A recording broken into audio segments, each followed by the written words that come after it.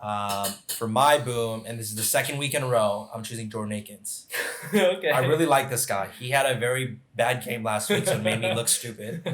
But I am doubling down on him. He's projected 8.7 points. 8.7. Okay. Yeah.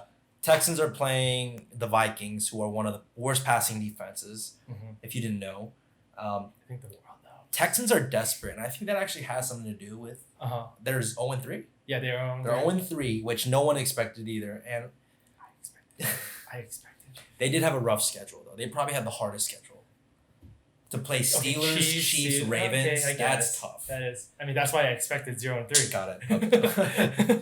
You got me there. But I think Akins is one of Watson's favorite targets.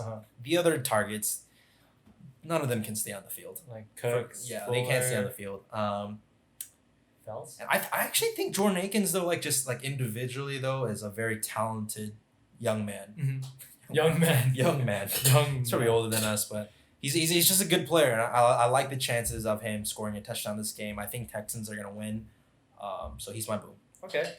My boom this week is Hawkinson on the Lions. TJ Hawkinson. Wow, I haven't heard his name. Yeah. This is we kind of vibe the same thought process when we choose these things. So like you said earlier too, Saints pass defense is not the best. Yeah. They're known for their run defense, and with Galladay back, Marvin Jones being that red zone target kind of deal, I believe Hawkinson is just gonna be that guy. Moved down the chains a lot. He has a really good connection with Stafford. He had a really good week. Yep. So he's a good player too. No one talks about. Yeah, he's kind of they had Ebron, and Ebron was to be like that guy. Yeah. And then now that Ebron is gone, I think Hawkinson really has fulfilled a good role there in the Lions. So good pick. That's my boom. For my bust, I'm choosing Darren Waller. Oh, he had a terrible game last week. Yeah, he had a terrible game. He had no points. He's projected 9 points. He's a really talented guy. But they're playing a tough Bills defense. They're not as good as they used to be, but they're still pretty good. And let's be honest, he's the focal point of the passing offense, at least. Oh, yeah, for sure. It's literally the Raiders' game plan is give the ball to Jacobs. Throw it to Waller. Yeah. And so knowing that, I just don't see... He could have a big game just because of how talented he is, but I'm gonna take if I had to bet my money, I don't think he has a good game this week. All right. Mine this week is Gesicki on the Dolphins. Wow, I like him a lot though. I know. I personally love him as a tight end. Yeah. As a tight end play, but the reason why I think he's gonna bust, as in he's not gonna reach that potential that people are expecting, is because they're playing against Seattle, and even though Seattle gives up monster points. But that run defense is so good. Yeah. I feel like Gesicki is going to have to block more this game than he will be running routes. Interesting take. I think that O-line is going to need a little bit more help. And that takes away chances for him to catch balls. Yeah. So good take. Yeah. I didn't think about that, actually. It's a good take. That's what we provide. We provide information that people don't think about. I like it. Sleeper. I'm choosing Jimmy Graham. Okay, Bears? Yeah, for the Bears. He's projected 6 points.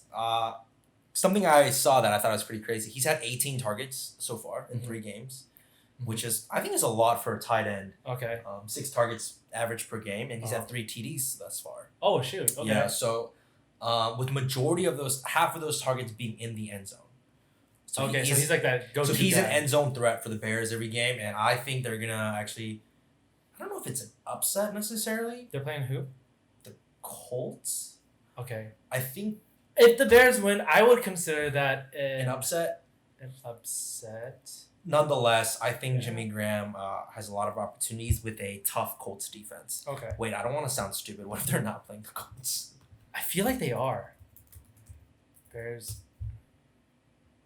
They are playing the Colts. They are playing the Colts. Okay. Sweating, but yeah. And they also have Foles now at QB. Exactly, and Foles is going to throw the ball quite often. Okay. So, Jimmy Graham. All right. To one-up you on my sleeper, I have Logan Thomas. I don't know who. Do you know?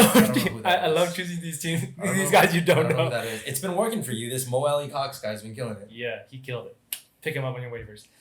Logan Thomas. He's the tight end on the Washington team. The Washington. Yeah, the Washington football team. Okay. But to how I'm one-upping you is that he has almost averaged 10 targets a game. He has a total of, I think, about 25 targets in the past 3 games.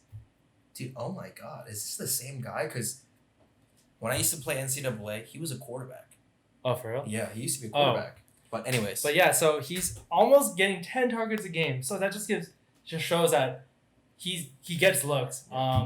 Granted, his QB is just not the best. Haskins doesn't. I don't think he's as bad as people say. He's not bad, but like some of these catches aren't like the best, like catchable throws. Yeah. But 10 targets, more increased chances. Yep. Shoot. But yeah, I just feel like more volume, especially for tight ends. At the sleeper position too. Yeah, especially in sleeper, the more volume you have, the greater chances you have. And then since Agreed. he almost averages 10 targets, that is not even some receivers average that. So wow, that's a lot. Especially I don't even follow the Washington team. Yeah. So okay. Yeah.